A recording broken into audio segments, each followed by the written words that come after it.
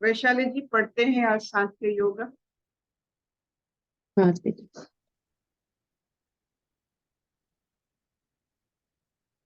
हम लोग सांख्य योग का आज श्लोक नंबर 62 पढ़ेंगे। 62 ठीक। हाँ।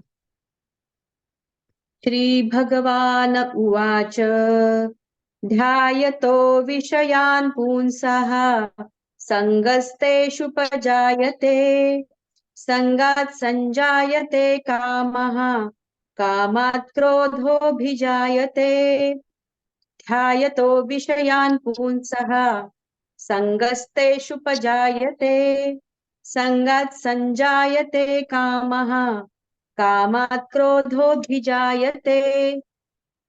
विषयों का चिंतन करने वाले पुरुष की उन विषयों में आसक्ति हो जाती है।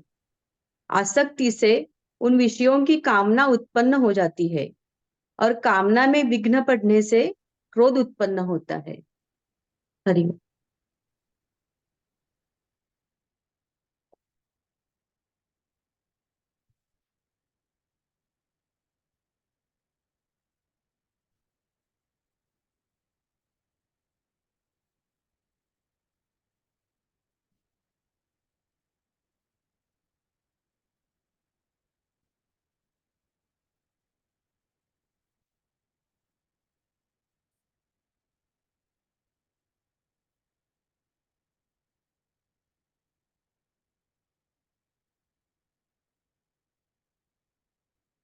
हमारे पास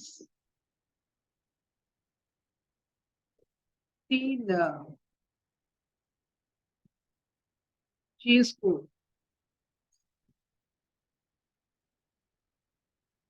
जानने और संभालने की ज्ञान विज्ञान चाहिए।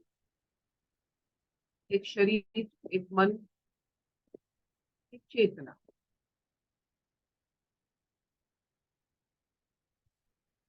शरीर निष्पाप होता है, चेतना पाप रहित होता है।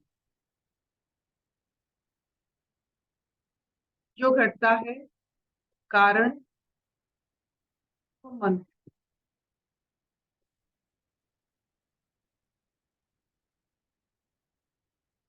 मन भी बहुत सूक्ष्म होता है।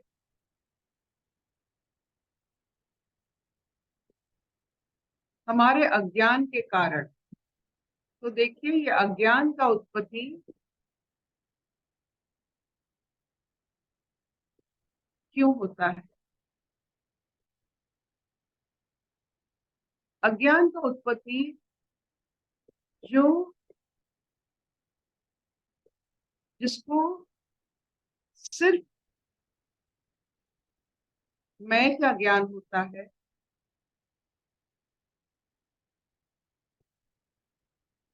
वही अज्ञान से उत्पत्ति होता है। संसार में बहुत सारे, हमें चेतना पूर्ण करने के लिए बहुत सारे रचना हुई है, जैसे पेड़ पौधे, फूल फल, पंछियां, ये सब हमें हमारी चेतना जागृत करते हैं। सूर्य, चंद्र, वायु, जल, सब हमारे चेतना जागृत करते हैं। आप देखोगे कि जल के भाव में आप अगर अपने आप को 2 मिनट 4 मिनट रख लोगे, आप चेतनापूर्ण हो जाओगे। ये जल कैसे बना है, जल का नियम क्या है। तो ये प्रश्न के हिसाब से आपका ज्ञान बढ़ता जाएगा, चेतनापूर्ण होते जाओगे, मन सूक्ष्म होता चलेगा।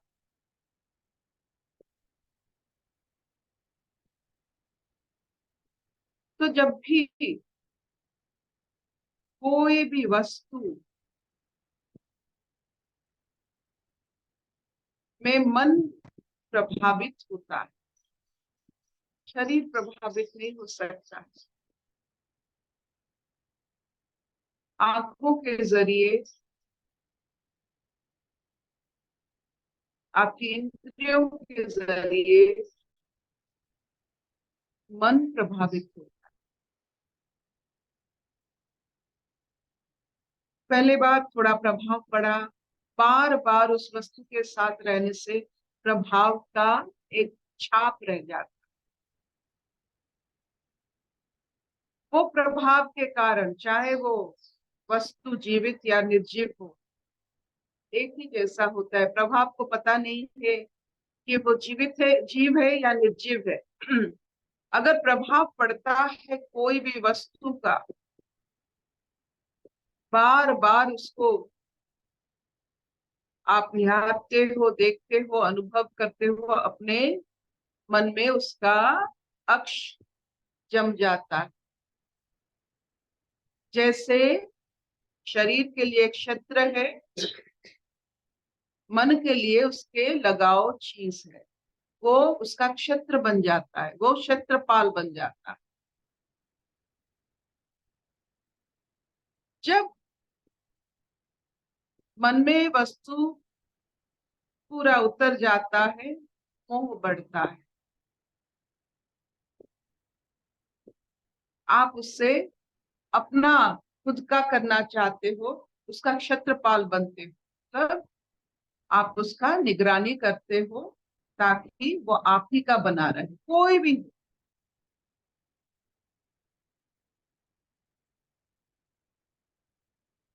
तो कोई अगर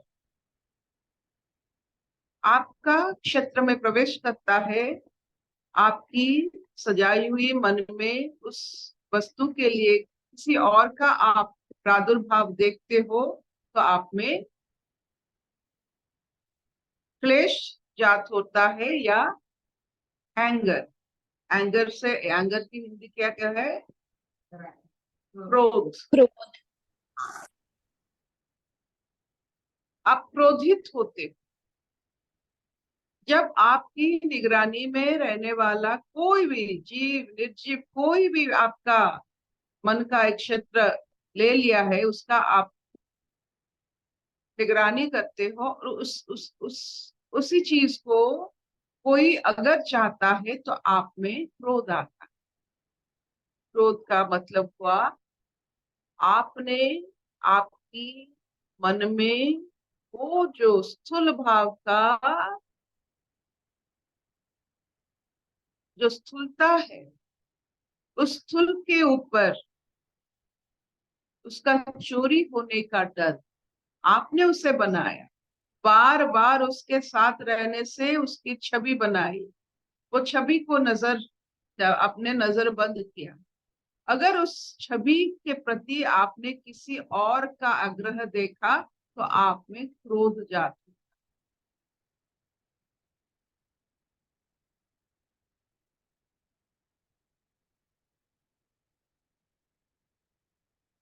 तो क्रोध जब जात होता है तो विवेक का जो सीढ़ी होता है या रास्ता होता है, क्रोध से आपका विवेक, विवेचना शक्ति खत्म हो जाए।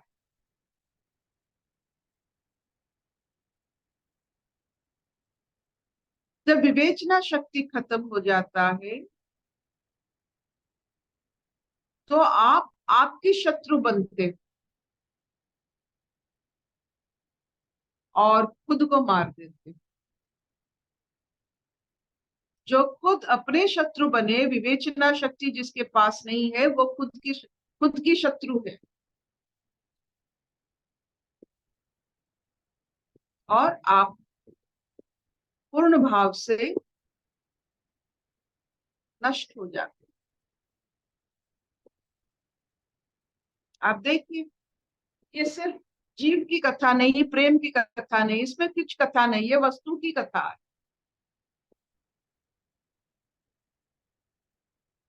आपको एक पेन अच्छा लगता है, बार बार उस पेन के साथ आपका एक निर्दिष्टता बढ़ता है, आपका लगाव बढ़ता है, मन में छवि बिल्कुल एक शत्रु की जैसा, एक पेन का जैसे आपके मन में चाहे ईश्वर ना हो, ईश्वर की छवि ना हो, जिस वस्तु के साथ आपका सम्मोहन हो जाता है वो छवि दृढ़ बन जाता है, वो एक आकार ले जाता है आपके मन में।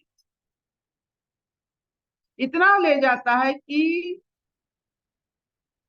आप उस पेन को खोना नहीं चाहते हो।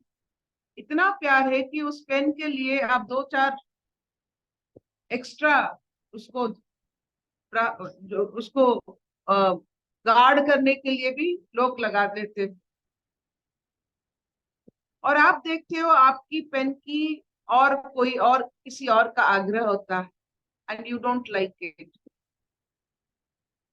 आप अगर देखोगे आपको क्या क्या अच्छा नहीं लगता है, जिसका आप प्रहर देते हो, पहरा देते हो, पहरा देते हो, कोई और अगर उसको चाहता है आपको अच्छा नहीं लगता है। वो आपके घर हो, आपकी संतान हो, आप जिसके क्षेत्रपाल बन जाते हो, जिसके चारों तरफ आप घूमते हो,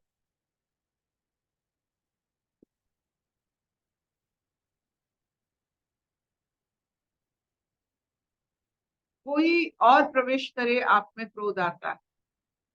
तो क्रोध का कारण आपकी पहरेदारी है। आप जिस जिस पर पहरेदार करते हो वही आपका क्रोध का कारण। तो जितना पहरा उतना क्रोध। आप किस किस चीजों के चारों तरफ घूमते तो मंडराते हो, आप थोड़ा देख लो।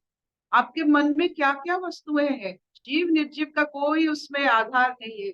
किस किस वस्तुएं के साथ आपका आपके मन पर उतरा है, ये सब क्रोध के कारण, वो क्रोध का कारण हो सकता है। जितने आपने वस्तुएं जमा किए होंगे मन में और उसका क्षेत्रपाल बने होंगे, वो क्रोध का ही आपका क्रोध का कारण बने। और विवेचना शक्ति खोने के बाद, जब क्रोध के कारण विवेचना शक्ति खो जाएगा, तब खुद अपने खुद का आप शत्रु बनोगे और अपने आप को मिटाने के लिए आप सब कुछ करोगे, सब व्यवहार करोगे, ऑटोमेटिज्म आ जाएगा। विवेचना शक्ति जहां खत्म हो जाती है, हम खुद को मारने लगते हैं, तारने नहीं, मारने लगते। विवेचना शक्ति से हम स्वस्थ रहते हैं। We are not infected, infested. जब तक आपकी विवेचना शक्ति सही है, तब तक आप स्वास्थ्य को अनुभव कर सकते हैं। शारीरिक, मानसिक, आध्यात्मिक, सामाजिक भाव से आप एक ऐसे इंसान हो जो सहजता से संसार में अपना पथ खुद बना सकता है, जिसके पास विवेचना शक्ति। नहीं तो हजार वस्तुएं अगर मन में उतरे और उसके आप क्षेत्रपाल बने, तो आप देखो क्रोध का आप भंडार बन जाते। आप क्रोध का भंडार बनोगे तो विवेक नाम का जो हमारे पास एक सॉफ्टवेयर है जो हमें रास्ता दिखाता है, जीपीएस सिस्टम, कहीं भी फंस जाओ विवेक आपको वहां से निकाल देगा। तो जब क्रोध के कारण वो जीपीआरएस सिस्टम बंद हो जाता है, आप वहीं कैद हो जाते हो और आपको मरना पड़ेगा। अब कहीं हो आपका गति खत्म, तो गति खत्म, रास्ता नहीं, रास्ता सोचने, रास्ता को मतलब दिखाने वाला वो खत्म हो गया है, तो आप क्या करोगे? आपको मरना पड़ेगा।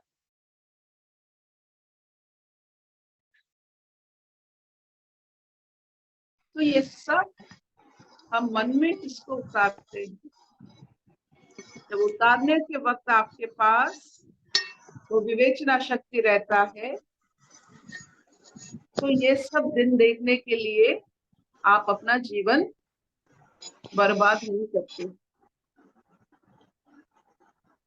क्या इतना चलेगा?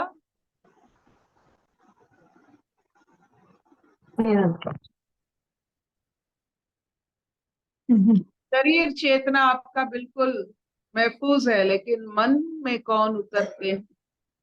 और मन में उतारने के लिए आपको सहायता करते हैं इंद्रिय। यही इंद्रियों के जरिए हम मन में उसका छवि उतारते हैं, और जितना इंद्रिय सुख उतना छवि, वो छवि बिल्कुल कड़क बनता है। हम उसका क्षेत्रपाल बन जाते हैं, उसके चारों तरफ पहरेदारी करते हैं। जिसके चारों तरफ हम पहरेदारी करते हैं, हम तो पहरा नहीं देते हैं, लेकिन कैद हो जाते हैं। पहरेदार कैदी हो जाता है, उसको पता नहीं चलता।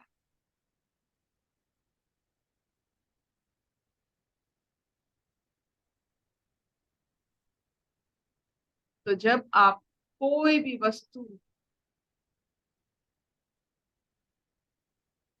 मन में उतरने लगता है, उसे स्वीकार करके, ये जानते हुए कि इसके कारण आपको मरना पड़ेगा।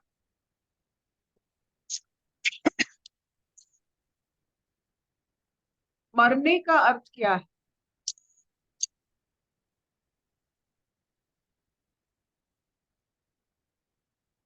मरना पड़ेगा मतलब मरण का अर्थ क्या? मृत्यु का अर्थ क्या?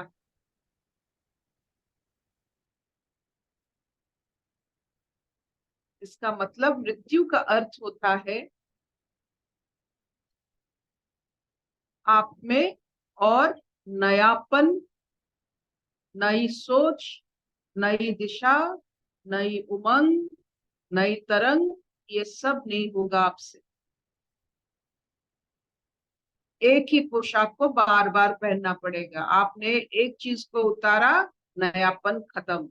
उसके पहरेदार बना, नयापन खत्म।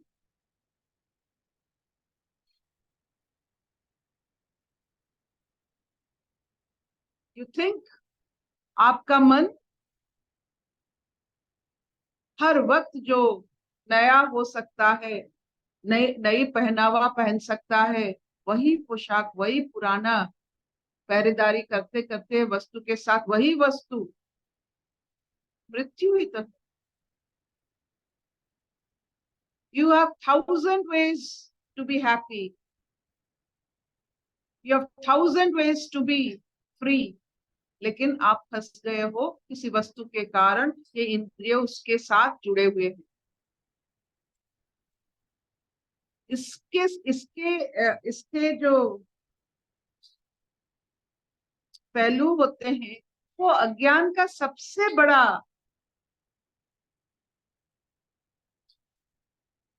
समझ होता है। कैसे एक वस्तु के कारण हम मरने के लिए तैयार हो जाते हैं। हमारा सब कुछ, जो हमारा प्राकृतिक आनंद है, जो हम हैं, उससे भी हम अनदेखा कर लेते हैं इन वस्तुओं के कारण।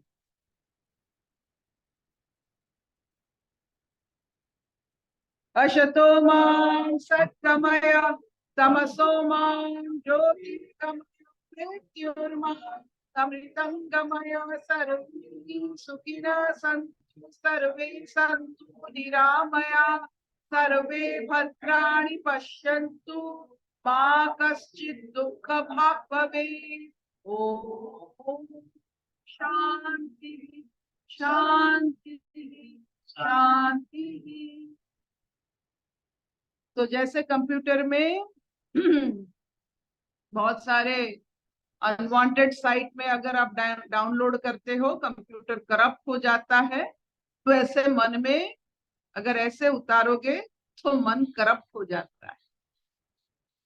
Be careful. अब क्या आप डाउनलोड करते हो संसार से, बी केयरफुल। और सबसे बढ़िया बात है, आपका क्रोध कहाँ से आता है? आपकी पहरेदारी से आता है। आपने किसका पहरेदार बना है? आपकी इंद्रियों आसक्त वस्तु का पहरेदार आप बने हो। किसको पहरेदारी अच्छा लगता है?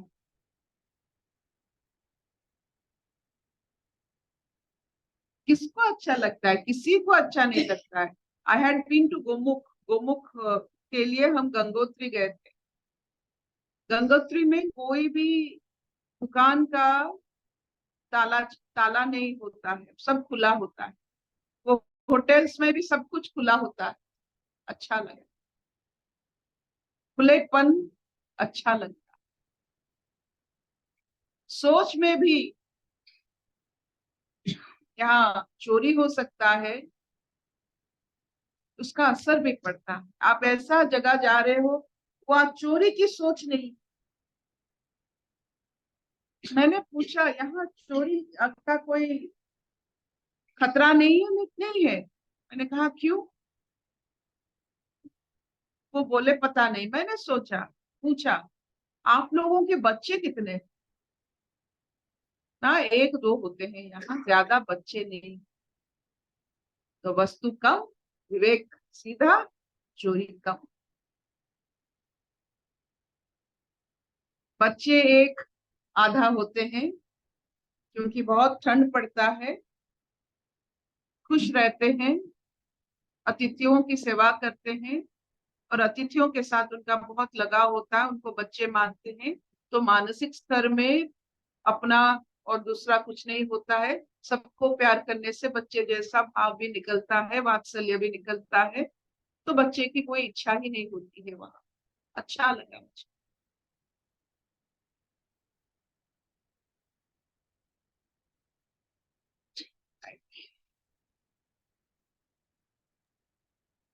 Thank you ma'am, thank